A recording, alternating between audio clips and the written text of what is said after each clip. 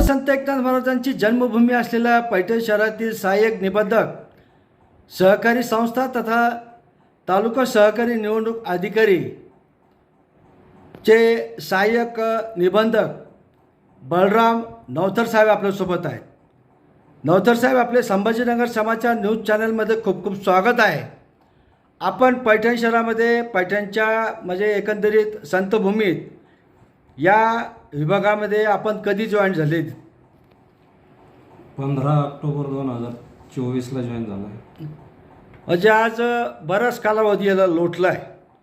तर आपण ज्या वेळेस पैठणच्या इथं ऑफिसला जॉईन झालात त्यावेळेस आपल्यासमोर कोणते आव्हानात्मक कामं होती?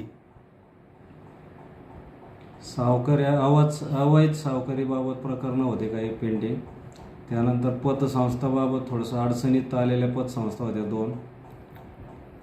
या व्यतिरिक्त विकास संस्थेसंदर्भात कर्ज वाटपाचे काही प्रश्न होते आणि ज्या शासनाच्या योजना आहेत, पंजाबराव व्याज सवलत योजना, गट सचिवाच्या संदर्भात STCCचे प्रस्ताव, ते आपण त्याच्यावर बऱ्यापैकी कारवाई केलेली आहे. बरं, त्याच्यानंतर मग आपण दुसऱ्या कुठल्या मुद्द्यावर आपण लक्ष केंद्रित केलं?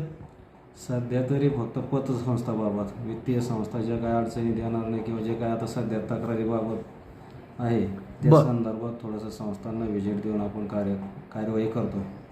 बरं, एकंदरीत जी शासकीय जो योजना आहेत त्या ज्या योजना बऱ्याचशा योजना आहेत तर आपण त्या राबवण्यासाठी किंवा त्या तळागाळापर्यंत नेण्यासाठी आपण काय प्रयत्न करतात?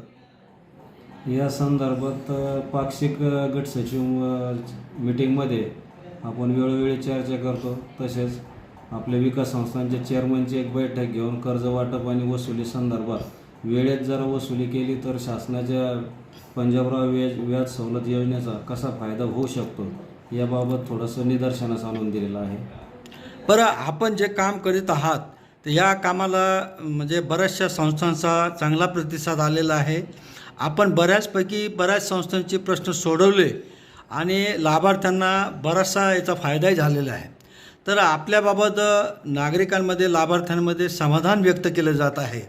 तर आपण भविष्यात कुठल्या कामावर आपण लक्ष केंद्रित करणार आहात? सध्या तर आता निवडणुकीचा एक विषय, बऱ्याचशा संस्था निवडणुकीस पात्र आहे, ते एक कंप्लीट करण्याचा प्रश्न राहील किंवा या कार्यालयाकडून समजा कारवाई होईल आणि शक्यतो पतसंस्थावर लक्ष केंद्रित केलं जाईल. बरं, आपण शेवटचं सर्व संस्थांना काय आवाहन करणार?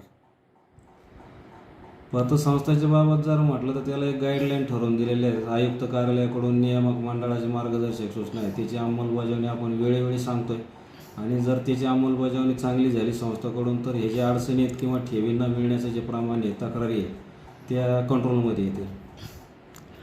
आपले खूप खूप आभार, धन्यवाद. थँक्यू.